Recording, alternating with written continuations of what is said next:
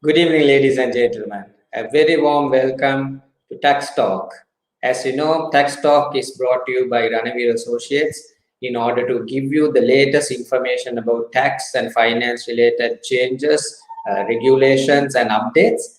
So, for the past episodes, we've been talking a lot of things, changes in the tax structures, the concessions, and all these kind of things have been discussed. So, please follow us. If you go to Ranaweera Associates Facebook page, you can find out these videos, or you can search on YouTube Tax Talk, and you will be able to see our past episodes, which will be very informative and which will give you a lot of information.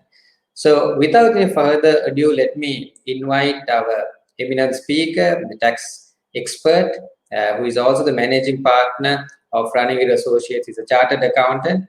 So, warm welcome to Mr. Athula Ranaweera. Good evening, Mr. Ranaweera. Good evening.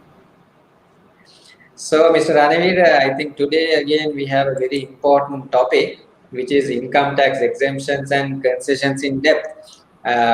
What is the main reason behind selecting this topic today? Yeah, actually, the very reason why I thought of covering this area under the 2017 Act, there were hardly any exemptions. But recently, with this recent amendment, they introduced a lot of exemptions and concessions. Therefore, this is the high time for us to study these exemptions and concessions and try to apply as much as possible. That is the very reason why I thought of talking on this matter. Brilliant. So let's straight away go to the topic. Let's talk about what are these income tax exemptions, especially on business and on investment incomes. Yeah. Now, when we talk about the exemptions and concessions, we can divide this into two categories.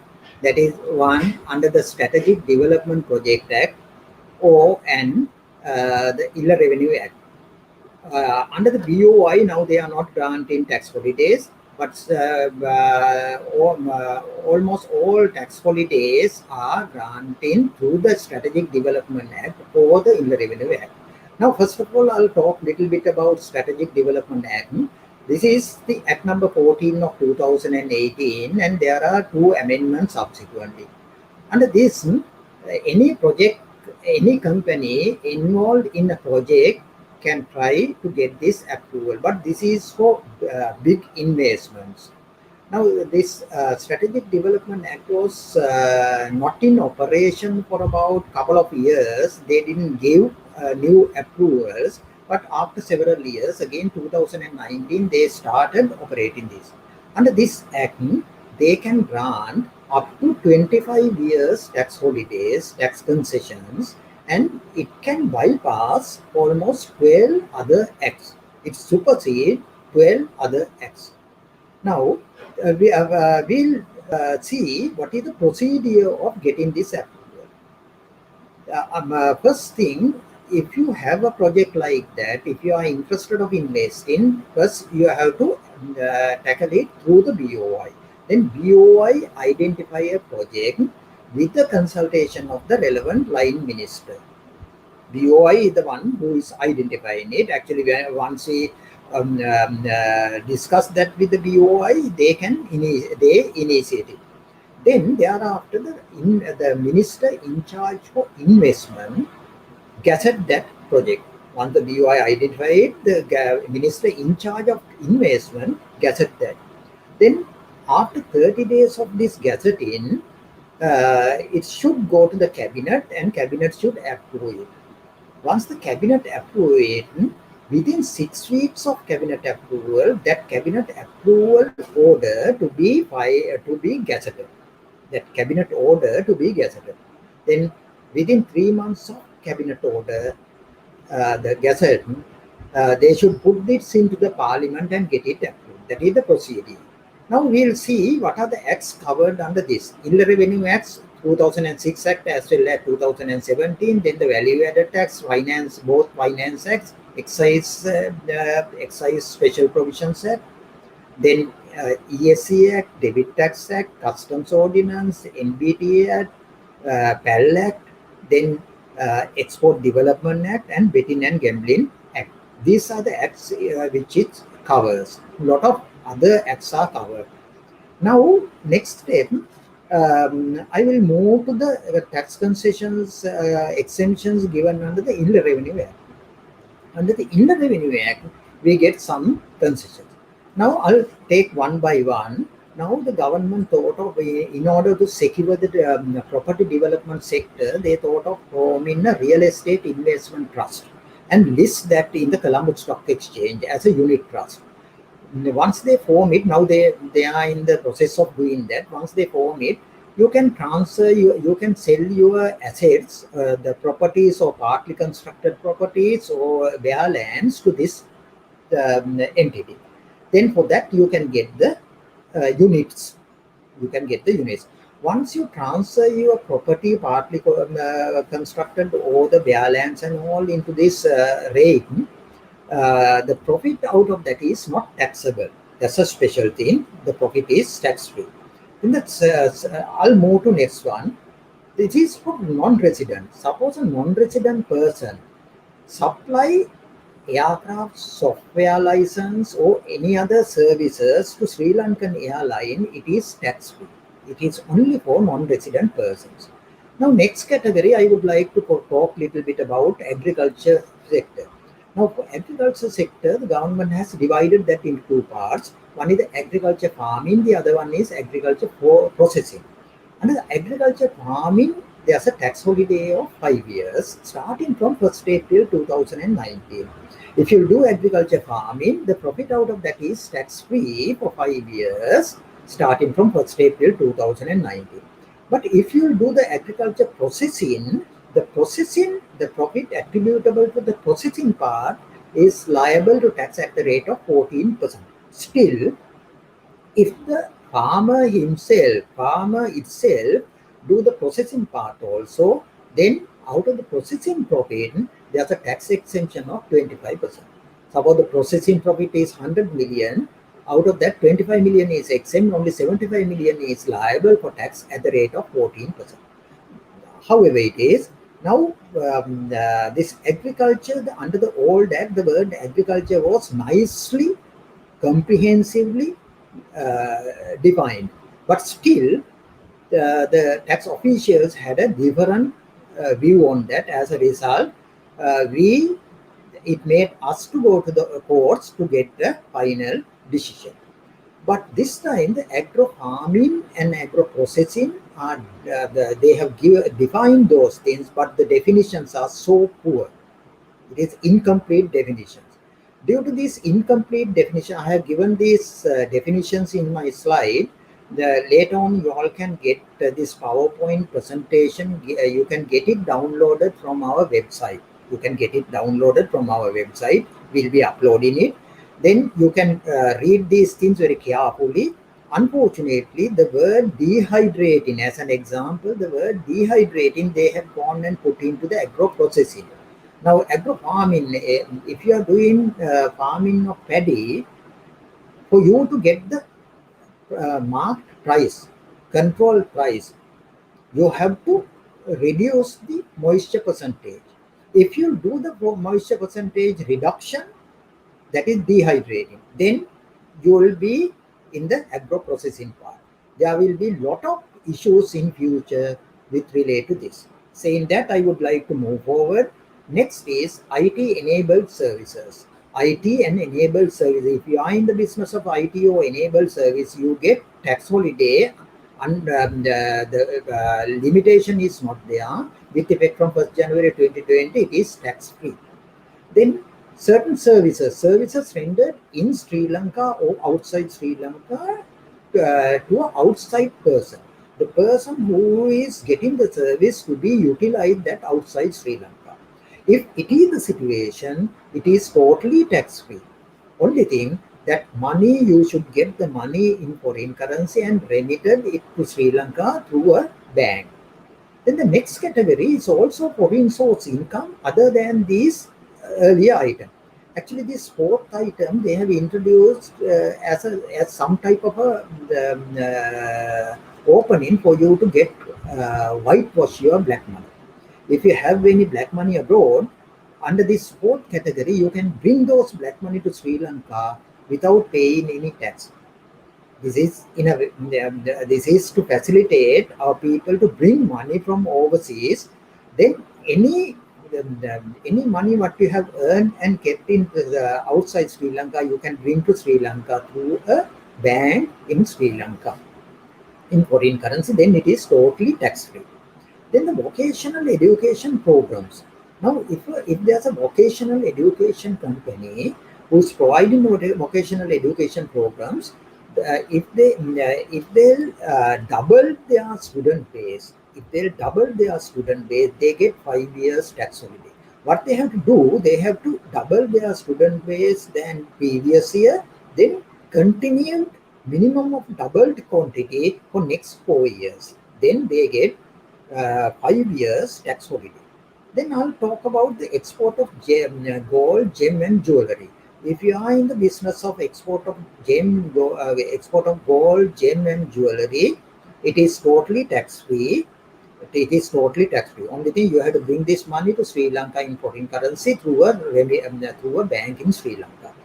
Or else you can import raw stone, do the cutting and polishing in Sri Lanka and export it. Even then, that is exempt.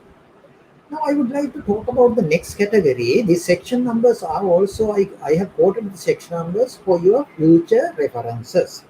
Now, this is applicable only for non-resident person. If a non-resident person provide laboratory services or standard certification services in Sri Lanka, that is totally tax-free, but it is for non-resident person. Then next is religious institution. I'm not going to explain that.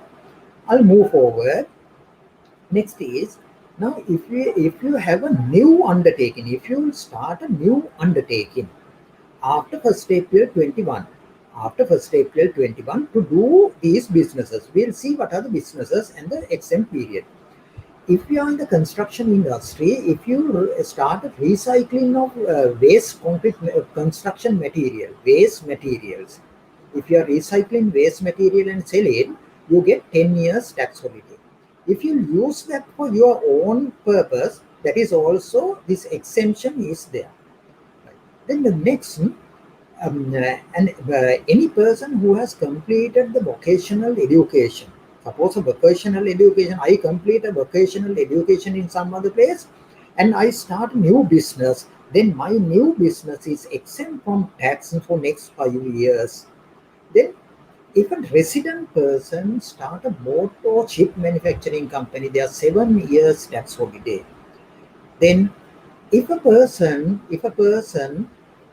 do renewable energy source more than 100 megawatts, solar or wind power project more than 100 megawatts huge, and supply that electricity to the national grid, you get 5 years tax holiday. Next is construction. Now this communication facilities. If you construct communication towers, equip those things, or if you give technical services for those things, if it is handled by a, if you do that, you will be getting 5-year tax holiday. You will be getting 5 years tax holiday. Then next is letting out of warehouse. You let out warehouses for what? Either for bonding warehouse or for offshore businesses. That means international businesses. Bonding warehouses or offshore businesses. If you let out warehouses, you get tax holiday where the end date is not mentioned. Then strategic. Now I'll talk about certain other tax holidays under the businesses. Now the things I have explained. Now this is a small summary of the things what I have explained. Therefore, I'm not going to repeat it again. You can get it downloaded and see later. Now I would like to move forward on these businesses. Tax holiday on businesses, the continuation. The government announced before the government budget that they are giving a 5-year tax holiday for milk powder manufacturing, but they have not legislated it. Now I'll move to the tax holidays available for investment income. On investment income, what are the tax holidays? I have divided this into three categories. One is the dividend income. In the case of dividend income, any member, any shareholder gets dividend. Out of the dividend received by that company is tax free. The declaration company should declare out of the dividend received, then it is tax free. Then a non-resident person gets any dividend, it is totally tax free. There's no type of income. A non-resident, suppose the shareholder is a non-resident person, it is tax free. Next category is for the BOI companies. If a BOI company declared a dividend, it is tax free on the hand of the shareholder. But only these type of businesses, these are international trading related businesses. Interport trading, offshore business, then front-end services, headquarter operations, and logistical services. If that service company is a BOI company, then once that BOI company declare dividends, it is totally tax-free. Now, unfortunately, a resident person can get this exemption only under one or three only. Non-resident people can get these all three exemptions. Then I'll move forward with related to the dividend realization of shares. Now, if you have any investment in overseas, if you have made any investments in overseas, that means in overseas company you have purchased shares. If we have more than 10% shares of an overseas company, and if you dispose these shares or if you get dividend out of these shares, that dividend or whatever the investment income is totally tax free. But if you have less than 10% shares of that company, you won't get this exemption. Okay. Next is with relate to the real estate investment trust units. Now, if you go and buy units of a rate, real estate investment trust, if you get any dividend out of those units, or if you get any profit out of realization of that unit, that is tax free. Earlier we noticed when you transfer your property into that, that is also tax free. Now here the dividend is also tax free. Then ultimately if you dispose your unit, that is also tax free. That's a big relief. Then I'll talk about little bit about the interest income. We should know what are the exemptions and the interest income. The first one, charitable institutions. In certain charitable institutions providing in-house care to children, elderly people and disabled people, their interest income is tax-free.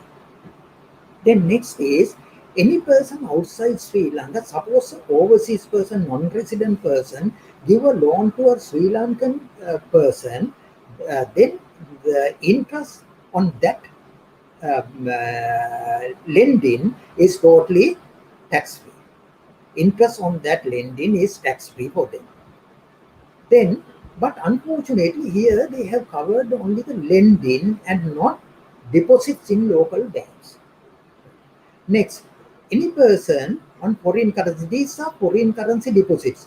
Now, foreign currency deposit accounts, if you deposit in this type of foreign currency account, the interest is tax-free. Next is special deposit. That is also some type of foreign currency deposit, specially approved foreign currency deposit. Interest is tax-free. Then welfare societies made exempted from tax. Next, any multinational company, so multinational companies deposits in domestic banks, they have made it exempted, but it has to be in foreign currency. That is, that foreign currency deposit to be utilized for future import purposes. That they can bring their sale proceeds, export proceeds, put into a deposit account in foreign currency and make use of this deposit account for future imports. Then that interest on that deposit is totally tax-free. Next, interest, discounts and realization gain earned by non-resident person. It is for non-resident person, but here the specialty it is government securities, sovereign bond denominated in any currency, maybe rupee or foreign currency, but it is a special borrowing of the government. It is available for non-resident persons. Next category, It is for any person, any person. Interest or discount paid or allowed to any person for foreign currency sovereign bonds or government development bonds. These are also lending to the government. Next category, a gain from realization of Sri Lanka international sovereign bond. Again, government securities. That is only thing there. The minimum investment has to be more than 100 million US dollars. 100 million US dollars. Right? International sovereign bonds of the government. If you invest more than 100 million US dollars, the interest is tax free. Next category, interest or discount accrued or derived on or after 1st April 2021 by Samurthi Community Bank, that is Samurthi Bank. The Samurthi Bank's interest or discount income, that's a business income, but it is in they have considered, they have listed that under the investment income, but it is a tax-free income for them. I have put a small remark. Even the company declares dividend out of its tax exempt profit. Now, sometimes companies declaring dividends out of their tax-free money, but in generally the shareholder has to pay tax on that dividend income. Unfortunately, the shareholder has to pay tax on that dividend income unless it is that specially exempted category, like BOI company. We said the certain dividends are exempted, those are exempted. If that is not under that category, then the shareholder is liable to tax. Now, then sometimes the shareholders might think, what the use of getting this tax exemption? The company is exempt, but the person who gives the birth to the company and invest money has to pay tax. It is not much fair. Saying that, I would like to move to the next one. Under exemptions, other receipts. Now we talk about the business profit, then the investment income under the dividend, then investment income under interest. This is other receipts. Now, if under other receipts, we can cover if we will receive anything from President Fund or National Defense Fund, it is tax free. At the same time, if a public corporation receives some funds from voted by the parliament or consolidated fund out of any loan arranged through the government, both are tax free for the corporations. But even other people get this tax exemption on President's Fund and National Defense Fund. I think Right. So that's enough for this. I think it was a very detailed explanation, Mr. Ranaweera. Now, there's a bit of terminology here. Exemptions and exclusions. Can you explain the difference between the two? Yeah, actually, the very reason why I put this section into this is that I know a majority of the people won't understand, can't understand, not understood the difference between the exemptions and exclusions. Now, excluded income, the income may be excluded. Excluded mean it is not under the purview of that particular act. It is excluded from Inland Revenue Act. That means it is not covered with the purview of Inland Revenue Act. In the certain things may be specifically mentioned in the act as excluded. There are three items mentioned like that. One is, it says, our act says exempted amounts are excluded, all exempted income are excluded. Then it says all payments subject to final withholding taxes are excluded. If the final withholding tax is paid, it is excluded. Then the third, it says, under other income category, it says, section 8, it says, other income, casual and non-recurring nature income are excluded. Casual and non-recurring nature income are excluded. That is the income which is not really covered with this act. But the first two are covered, but it is exempted or final withholding tax paid, therefore it is excluded. I think this is it is very important for us to understand the difference between the exemptions and excluded. But as per this act, if it is exempted, definitely it is excluded. Right, Mr. Ranaweera. Are there any reliefs given on income tax? I think that's also quite important for us to know. Yeah, under this act, uh, once you calculate the tax, after that also there are some exemptions. Then one exemption is this the post-COVID-19 economic recovery plan, because we are in a bad shape. Therefore, the government has recognized that and given some type of exemptions or reliefs. Now item sub item 1 and 2 covers only the SME. You know what is SME? SME is defined in section 195 of the Inland Revenue Act. If your business is an exemption SME, whether you are an individual, partner, trust, or a company, all four categories are covered. With this any person, then if there are any arrears taxes up to 31st March 2019, any arrears taxes up to 31st March 2019, the Commissioner General has to write off all these things. Commissioner General has to write off. But there's one limitation.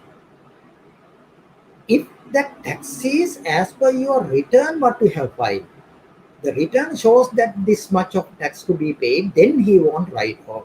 If it is not as per your own return, then the Commissioner General should write off those arrears taxes up to 31st March 2019. At the same time, when he is writing off, if there are overpayment to be refunded, first he set off that against the overpayment to be refunded, only the net amount writing off the net amount. Then the second category, what it says, if there's any case like that, the assistant commissioner or commissioner can't issue any further assessments or amended assessments. He has to forget about that. If you are a SME, this first one, the first and second covers only SME. Then the third category. Third category covers not only SME but also any person. Not only SME, any person. The Commissioner General shall not impose any penalty or initiate criminal proceedings. No penalty, no criminal proceedings on any of these people. Now, this is with relate to 1920. 1920 return, if you have not filed, you have to file this return by tomorrow, 30th June 21. If you will file by tomorrow, then the Commissioner General won't ask any more questions on that, no further action on that. Okay, no penalty, no criminal proceedings, only criminal proceedings. Then, if there are any taxes to be paid, by tomorrow you have to make the tax payment. Okay. I think, yeah. Then the next reliefs, I would like to cover the other reliefs also. Special rebate on income tax of companies. Now, once you calculate the tax, on tax sometimes they give some rebates. If it is these are now 50% rebate on income tax payable by any company which is listed in share market. If you list your company in share market before 31st December of this year, you will be getting 50% rebate. But out of this rebate, in the first year, you will be getting, that is 21-22 year, you will be getting 25%. Then from 22-23, for 22-23 and 23-24, those 2 years, you will get 50% rebate. That means suppose your tax amount is 50 million, you have to pay only 25 million. That's a big relief. Then there's a condition for this. Condition is that your business has to be export-oriented business and your export volume to be increased by 30% in 21-22 than 2021. Then you have to increase 50% than 2021 in 22-23. If you meet these two criteria, you get that exemption. Now I would like to explain the next one, agro-processing. I have already mentioned that if you use your own agricultural produce for further processing, out of the processing profit, 25% is exempted from tax. Then I think I have covered that area sufficiently with the time. Yes, Mr. Ranaweera, I mean, yes, you did explain a lot of exemptions, but are there any other concessions you would like to talk about in terms of income tax? Yeah, we would like to. I would like to talk on that also. Other concessions granted with relate to income taxes. One is this enhanced capital allowance. Now, as we know, under the Inland Revenue Act, we get normal depreciation capital allowances under Section 4, Schedule 4. Under Schedule 4, we get normal capital allowances. In addition, that is on building 5%, on other assets 20%. In addition to that, for people to promote in investment, they have given certain enhanced capital allowances under Schedule 2 and Schedule 6. The difference between these two, Schedule 2 is a permanent relief. There's no time period. It won't say before such and such date you have to do that. But under the Schedule 6, it says within 6 years or 5 years you have to do this. Then only you will be getting. 5 years mean counting from 1st April 2018. 1st April 2018. But this investment has to be invested in assets other than intangible assets. It has to be tangible assets. Then first item under that, in the state-owned businesses, if they invest more than 250 million US dollars, they get 150% enhanced depreciation. Then 150% in the first year plus the normal depreciation of 5% or 20%. Then in the private sector, they have divided this into two categories. If you go and invest in northern province, and if your investment is exceed 3 million, in the northern province, investment in capital assets is about 3 million, then you get 200% under second schedule. If your investment is below 3 million, still you get 200% under sixth schedule. Only thing, before 31st March 2024, you have to invest that.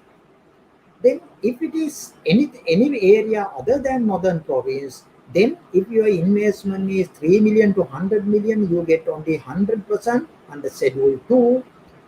If it is above 100 million, you get 150% under Schedule 2. That means no ending date.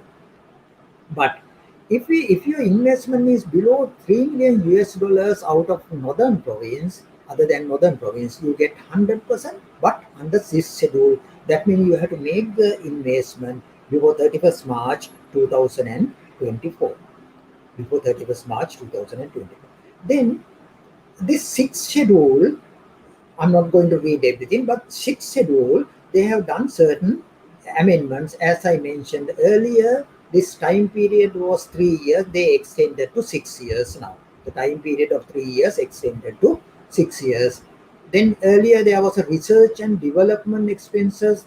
There was a time period of 3 years. Now they extended to 5 years. I don't think the balance part is so important. Now, then, under this sixth para, the withholding tax exemptions. The withholding tax also they have exempted and the dividend on new investment in depreciable assets above, suppose your investment is about 1,000 million US dollars, there was an exemption. Now, actually this section is, there's no validity because any dividend to any non-resident person is totally tax-free now. But this section is important for employees. If there are any expatriate working in these companies, then their remuneration is totally tax-free. I think I have explained that area well. Yes, Mr. Ranaweera, that was quite detailed. So, can we talk about maybe some reliefs and qualifying payments that are available under the Yeah, under the, I think yeah. that this is also a very important sector. As we know, taxable income, to calculate taxable income is equivalent to the assessable income minus relief and qualifying payments. Under this act, especially with this new amendment, they have given lot of reliefs and lot of qualifying payments. I'll just run through it. We have only very limited time period. One is this personal individuals personal allowance of 3 million. 5 lakhs, they increase it to 3 million. That is one thing. But earlier we had employment allowance, they removed that. Earlier we had senior citizens interest allowance, that is also they removed because they increased this 5 lakhs to 3 million. As a result, they removed the employment allowance of 7 lakhs and senior citizens interest allowance of 1.5 million they removed.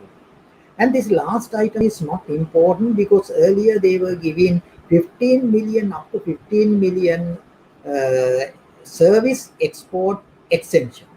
Now there's no limit. Any service export is totally tax free. Therefore, the last item is not much important now. Then the resident individual, this is a new thing. This is a new thing. This is on expenditure, they are giving some relief. If you'll go and invest, if you'll go and spend health expenditure including medical insurance or educational expenses of yourself or your children's, or interest on housing loans, then contribution to approved pension funds, then purchase of listed shares in or financial instruments. If you invest in these things in a year, you up to 1.2 million total, up to 1.2 million total, you can deduct as a relief. This is available only, all reliefs are available only for individuals, not for any other entities. Now, then this resident individual, this is a new thing. If you fix solar on your roof solar, then whatever the amount what you are spending for that, there's a relief. Up to 600,000 rupees. Out of the money, up to 600,000 rupees per year of assessment, you get a relief. That is for the capital, the total expenditure. If you finance it by way of a bank loan, the repayment of bank loan is covered with that. The repayment of bank loan is covered. Now I would like to move for qualifying payments. This qualifying payments is for any person, not only individual but also other entities. Now qualifying payments, this first one, if you go and give some money to a Samurdhi beneficiary lady to start a shop, then that is a qualifying payment. Then if you invest in film industry, production of film, construction of and equipment, or upgrading cinema, there are some amounts. Subject to these amounts, you get the qualifying payments. But there's an upper limit of 1/3 of taxable income. I'm not going to read everything.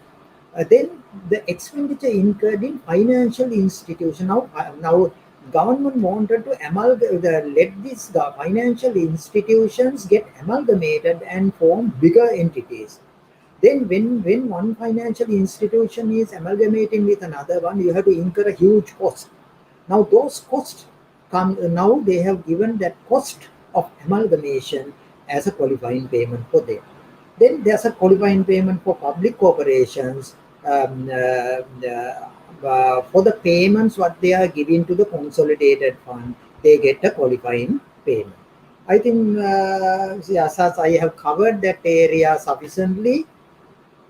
Yes. So my next question actually was related to any concessions given as lower tax rates being introduced in this act. In order to manage time, I'll cover that little bit speed. The tax rate including concessionary rate. Now in taxation, instead of giving tax holidays, various exemptions and all, sometimes they manage it by introducing lower tax rates. Now if you take an individual, first I'll cover the individuals. If individuals terminal benefit income, first 10 million totally tax free. Next 10 million taxing at only at 6%. Balance entire amount is taxing at 12%, not at 18%. Big relief on that. Then other income, other than terminal benefits. Out of the other income, as we know, first 3 million at 6%, next 3 million at 12%, balance at 18%. 6, 12, 18. Now this 18% rate, I have a small note. there are three items, there are three income sources where there's a upper ceiling of 14%. If you are an individual and doing gem business, jewelry, or gem or jewelry business, or if you are in the business of supplying electricity to the national grid, then this through the renewable energy, then that out of that income, uh, the, the income is taxing only at maximum rate of 14%. Now, if you have this type of income, for that portion, you need not to go up to 18. You can fix it at 14%. But at the same time, if you are having lower income, you can use this 6% and 12%. Maximum is 14%. This is all other cases, then it goes up to 18%. Now I have given a small remark. Now, if you are an individual who is having more than 250,000 monthly income or more than 3 million annual income, what you should do is to immediately open a tax file, pay your taxes quarterly basis, and file your tax return by the due date, which is the 30th November of the subsequent year. You have to do this because now no withholding tax on most of the income. Right now, I'll move to the partnership section. Partnership section, earlier there was 8% withholding tax on allocation. Now it is not there. Now the capital gains, anyway 10% tax rate is there. Out of the non-capital gain income, first 1 million taxing at 10%, balance is taxing. First 1 million is taxing at 0%, no tax on that. Excess over and above 1 million is taxing at 6%. Then trust, earlier rate was 24%, now it is reduced to 18%. Then company tax rates. I'm not going to read everything, but in the case of companies get some 14% tax rate, lower rate of 14%. On SME, 14%. Then export foreign currency income, export businesses, direct or indirect export, 14%. Then specified undertaking, it is defined in section 195, those are 14%. Then education, tourism, construction, agro-processing and healthcare business, it is 14%.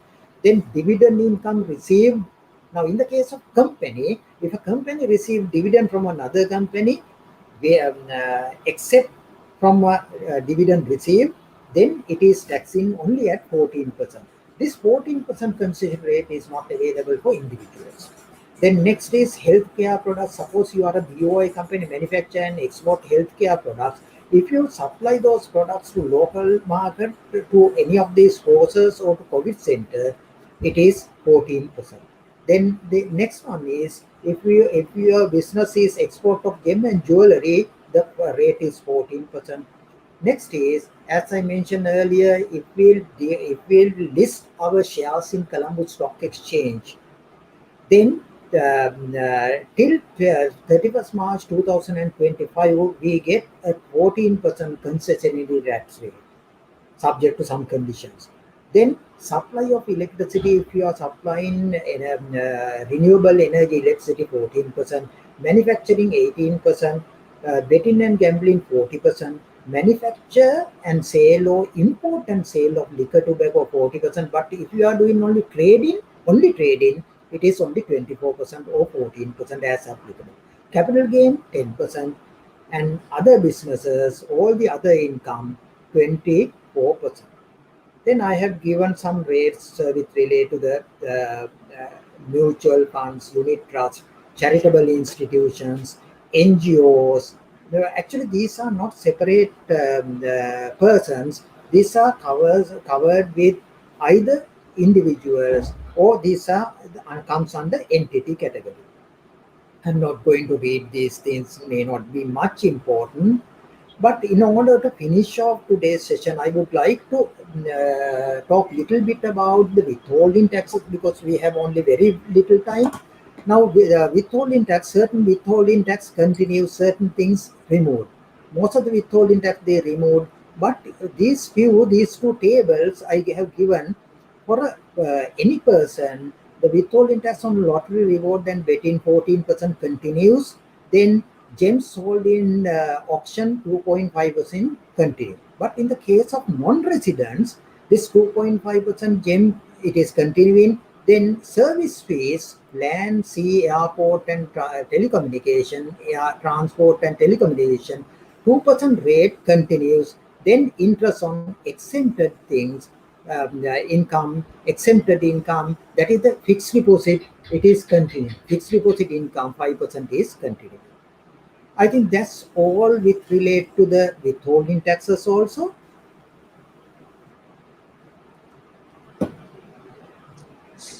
So thank you All very with much, Mr. withholding Ranaweera. I taxes. think we had a great session, and I know we had a bit of time concern, but as we always say, please go ahead. You can follow Ranaweera Associates, and you can contact Mr. Athula Ranaweera in the contact details. As he said, the website will have the slides in detail, and you can contact him, post questions on YouTube channel under the comments on Facebook, and you can have more information. So thank you very much, Mr. Ranaweera, once again for having a great session. Till we meet you next time again on Tax Talk, have a good evening. Yeah, I would like to thank everybody giving me the opportunity to share my knowledge. At the same time, I'm inviting for the interested people to get it downloaded from our website. And if there are any further questions, please send those questions to us for us to attend. Thank you very much.